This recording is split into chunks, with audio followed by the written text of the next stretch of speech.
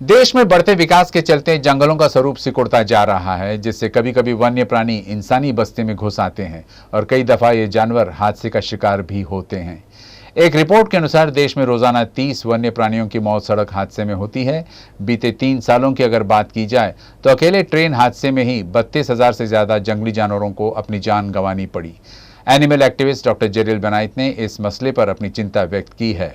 आखिर इन हादसों को रोकने के लिए कोई उपाय योजना है, और अगर है तो इन उपायों को अमल में लाकर कैसे इन बेजुबान जानवरों को बचाया जा सकता है, जानिए हमारे इस रिपोर्ट के जरिए।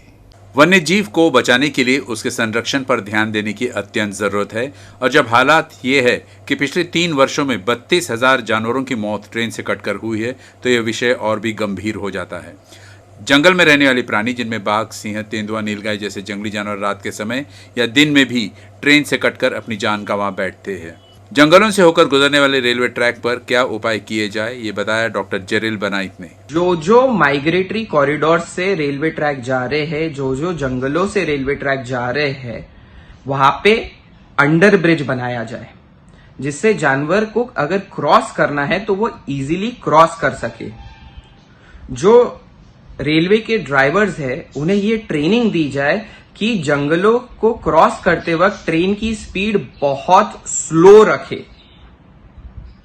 कंटिन्यूअसली हॉर्न ब्लो करे, जिससे अगर जानवर ट्रैक पे है तो उसे पता चल जाए कि ऑनकमिंग रेल आ रही है या तेजी से कोई व्हीकल आ रही है, तो उसे वो निकल जाए वो उस तरीके से।